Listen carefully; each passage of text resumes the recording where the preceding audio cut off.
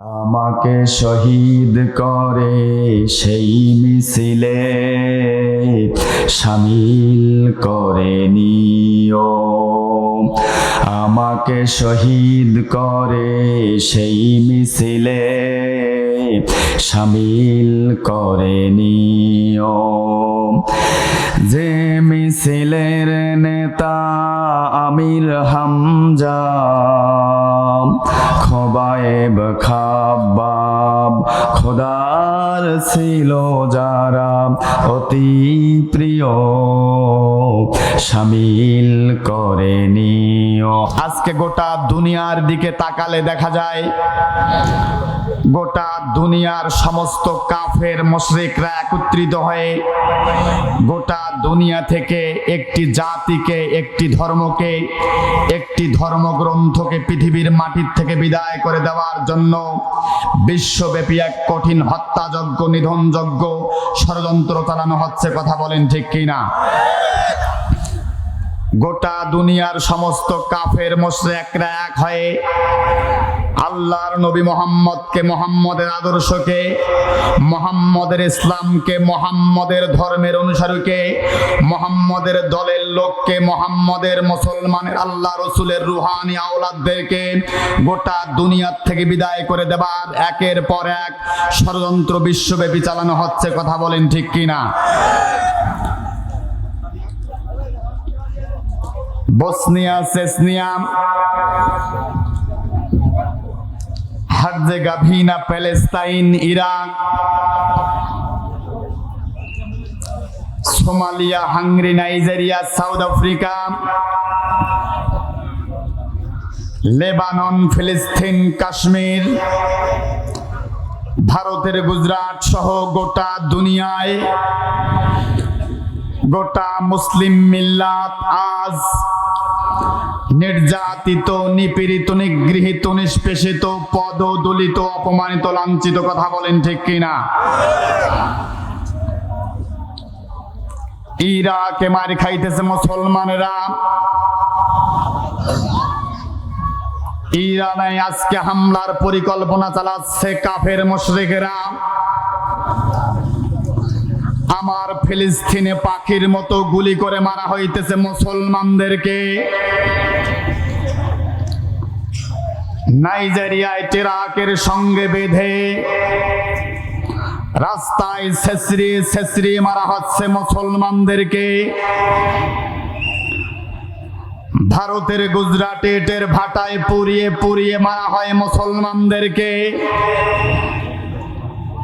আমার পাশের রাষ্ট্র মায়ানমারে কয়েকটা বছর যাবত মায়ানমারের জান্তা সেনারা ছেলের সামনে মাকে ধর্ষণ করেছে, মায়ের সামনে সন্তানের হাত পা গুলো কেটে কেটে আলাদা করে দেওয়া হয়েছে, গর্ভের সন্তানগুলোকে লাথি মেরে ডাস্টবিনের মধ্যে ফেলায় দেওয়া হয়েছে, হাত পা গুলো সন্তানের কেটে কেটে আলাদা করে দেওয়া হয়েছে। বাংলাদেশের সীমান্তে এসে মায়ানমারের মা বোনরা আত্মচিৎকার করেও আমার বাংলাদেশের ভাইয়েরা, তোমাদের দেশে একজন বোরহানউদ্দিনের সন্তানকে রাজা গৌর গোবিন্দ যখন মেরেছিল, সেই ইয়ামেন থেকে ছুটে এসেছিল শাহজালাল ইয়ামিনী রহমাতুল্লাহ আলাইহি। আমরা তো তোমাদের দিনী ভাই, আমরা তো মুসলমান, তোমাদের দেশে আমাদেরকে একটু থাকবার জায়গা দাও। যদি থাকবার জায়গা না দাও, অন্তত একটা বুলেট দাও। বুলেটের আঘাতে আমরা যদি বাংলাদেশে মারা যাই, আমাদের লাশটা হেফাজতে থাকবে। আর আমরা যদি ফিরে যাই, ওই মায়ানমারের জান্তা সেনারা আমাদেরকে ধর্ষণ করবে, আমাদেরকে ধর্ষণ করে আমাদের লাশটাকে কুকুর দিয়ে, শকুন দিয়ে খাওয়াবে। যদি বাঁচতে না দাও, অন্তত একটা বুলেট দাও। গোটা দুনিয়ায় মুসলমানদের এই করুণ অবস্থা, চিৎকার মেরে বলেন কথা ঠিক কিনা? অন্যদিকে সমাজের সব থেকে বড় অভিশাপ হলো সুদ, সুদ, ঘুষ, দুর্নীতি, রাহাজানি, ছিনতাই, মানুষ খুন, জেনা, বেবিচার, ধর্ষণ, অশ্লীলতা, বেহায়াপনা, বেপরদা আজকে গোটা সমাজকে বসবাসের অনুপযোগী করে তুলেছে। কথা বলেন ঠিক কিনা? এমনটা প্রেক্ষিতে আজ আজকে আমরা যখন পাপের শেষ অধ্যায়ে পৌঁছে গেছি, এমন কোনো পাপ নাই যে আজকের পৃথিবীতে, আজকের দুনিয়ায় বাকি নাই। পাপের শেষ অধ্যায়ে যখন আমরা পৌঁছে গেছি, ঠিক এই সময়ে আল্লাহর কোরআন থেকে এমন একখানা তাফসির আজকে আপনাদের সামনে আমি উপস্থাপন করব। এই তাফসির খানা যদি আপনি শুনতে পারেন, বুঝতে পারেন, আমল করতে পারেন, আল্লাহর নবীর সঙ্গে হাসতে হাসতে আল্লাহর জান্নাতে চলে যাবেন। জোরে বলেন সুবহানাল্লাহ। আজকের এই আয়াত খানা যদি বুঝতে পারেন, মুসলমান মুসলিম মিল্লাতের যাবতীয় সমস্যা সমাধান হয়ে যাবে। জোরে বলেন সুবহানাল্লাহ। ইমামুল মাহাদি অনতিবিলম্বে পৃথিবীতে আসবে। ইমামুল মাহাদির কাজ কি কি হবে এবং এই আয়াত খানার উপরে যেনারা আমল করতে পারবে তেনাদেরকে ইমামুল মাহাদির সৈনিক হিসেবে আল্লাহ পাক কবুল করবে। জোরে বলেন সুবহানাল্লাহ। তাই সমকালীন পৃথিবীর প্রেক্ষাপটে অত্যন্ত গুরুত্বপূর্ণ কিছু কথা হবে। কেউ উঠাউঠি করবেন না। একটি আয়াত বোঝার জন্য যদি চেষ্টা করেন, 500 রাকাত নফল নামাজ পড়ার সওয়াব আমল নামায় আল্লাহ পাক দিয়ে দেবে। জোরে বলেন সুবহানাল্লাহ। আমার ভাইরা, মা এবং বোনেরা, লম্বা করার সময় হবে না, ভালো করে তাকান। আমাদের নেতা নবী ও মাওলা মুহাম্মাদুর রাসূলুল্লাহ, তিনি এমন একজন পাওয়ারফুল নবী, আঙ্গুলটা যদি উঁচু করেছেন আকাশের চাঁদ পর্যন্ত দ্বিখণ্ডিত হয়ে গেছে। জমিন থেকে যদি পা উঁচু করেছেন সেই পা আরশ আজিম পর্যন্ত পৌঁছে গেছে। সেই রাসূল, সেই বিজ্ঞানী মানুষ তাকে নির্যাতন করলো জনমের মতো। কারণ কি? ওয়া মা নাকামু মিনহুম ইল্লা আইয়ুমিনু বিল্লাহিল আজিজিল হামিদ। সেই মহিমান্বিত সত্তার, সেই একত্ববাদের ঘোষণা যারা দেয় ইমানদারদের সাথে, ওই সমস্ত কোরআন বিরোধী, ইসলাম বিরোধীদের দুশ্মনী করা ছাড়া আর কোনো কারণ নাই। একটাই কারণে মুসলমানদের সাথে দুশ্মনী করে যে তারা জমিনে তাওহীদকে প্রতিষ্ঠা করতে চায়। আল্লাহর জমিনে আল্লাহর আইনকে প্রতিষ্ঠা করার অপরাধে আমার নেতা মুহাম্মদকে আবু জেহেল সরকারের লোকেরা মক্কা থেকে মদিনার মধ্যে বিতাড়িত করেছে। যুগে যুগে আজকেও যারা আল্লাহর কোরআনের হক কথা বলবে তাদেরকেও কোরআনের পাখিদেরকে আজকে দুনিয়া থেকে বিদায় করা হচ্ছে। কথা বলেন ঠিক কিনা? বিদায় বিদায় প্রিয় কোরআনের পাখি, বিদায় বিদায় প্রিয় আল্লামা সাইদি। কত প্রতিকূল, কত বন্ধুর পথ হেঁটে হেঁটে কোরআনের করে খেদমত করেছেন, আল্লাহর দিকে ডাকাডাকি করেছেন, আল্লাহর দিকে ডাকাডাকি। বিদায় বিদায় প্রিয় কোরআনের পাখি, বিদায় বিদায় প্রিয় কোরআনের পাখি। আল্লাহর নবীর সাহাবায়ে কেরামরা জীবন দিয়েছে, রক্ত দিয়েছে, তবু আল্লাহর দিন থেকে চুল পরিমাণ দূরে সরে যায় নাই। কথা বলেন ঠিক কিনা? আজকেও যারা গোটা দুনিয়ার দিকে তাকান, সৌদির রাজ পরিবার আল্লাহ রসুলের রুহানি আওলাদদেরকে, সমস্ত আওলাদদেরকে সৌদির রাজ পরিবার জেলখানার মধ্যে বন্দী করেছে। কথা বলেন ঠিক কিনা? ভারতের জালেম সরকার আজকে ভারতের গ্র্যান্ড মুফতিদেরকে, দেওবন্দি সমস্ত হকপন্থী আলেমদেরকে জেলখানায় ঢুকাইছে। পৃথিবীর প্রতিটি কান্ট্রিতে আল্লাহ রসুলের রুহানি আওলাদ যারা, তাদেরকে হামলা মামলা নির্যাতন করা হচ্ছে। অনেককেই কোরআনের পাখিদেরকে আজকে দুনিয়া থেকে বিদায় করা হচ্ছে। কথা বলেন ঠিক কিনা? আল্লামা সাইদি তুমি মরনি, শহীদ হয়েছো তুমি এটাই জানি। আল্লামা সাইদি তুমি মরনি, শহীদ হয়েছো তুমি এটাই জানি। কারাগারে কাটালে 13টি বছর, বাতিল কেঁপেছে তোমায় দেখে থর থর। কারাগারে কারাগারে কাটালে 13টি বছর, বাতিল কেঁপেছে তোমায় দেখে থর থর।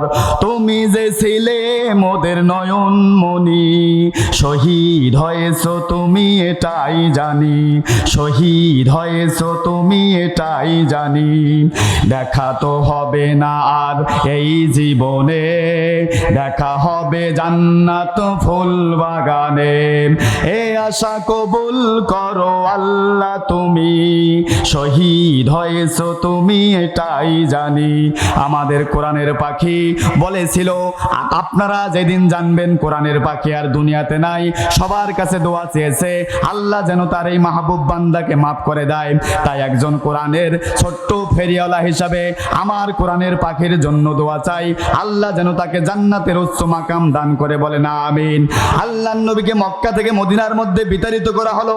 আল্লাহর নবী মক্কা থেকে মদিনার মধ্যে চলে গেলেন, যাইয়া দেখেন বৃহস্পতিয়া, যাইয়া দেখেন বাজার টৌটুম্বর হয়ে গেছে।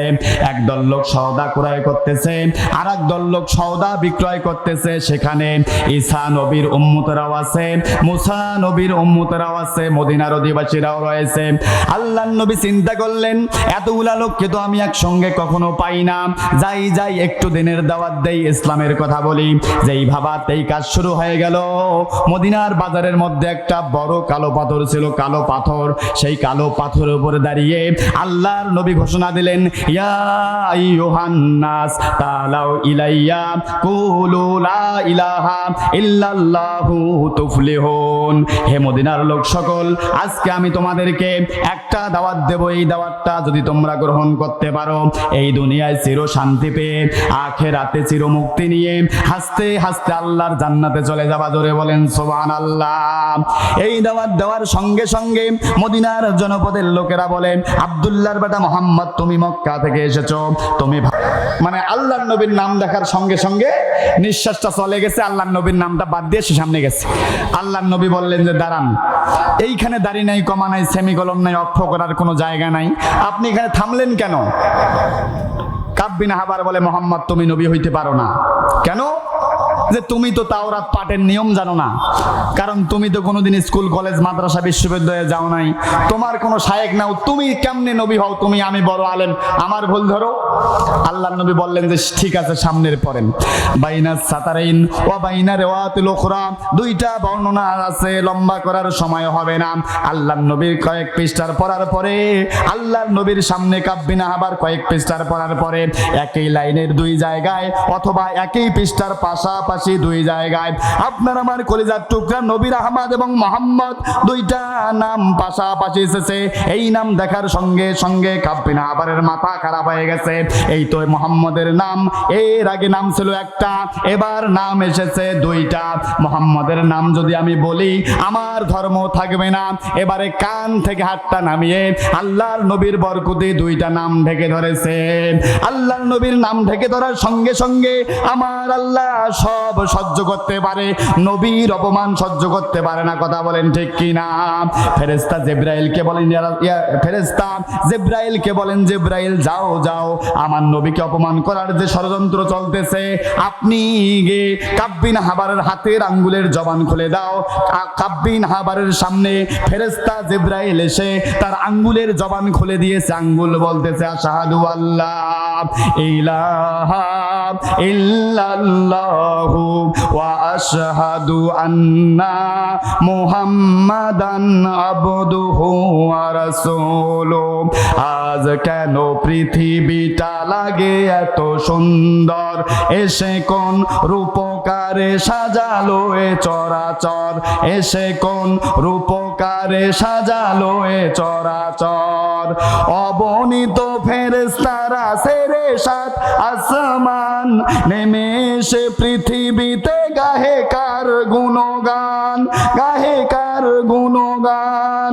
চারিদিকে জয়ধ্বনি ধ্বনি আল্লাহু আকবার, এসে কোন রূপকারে সাজালো এ চরাচর।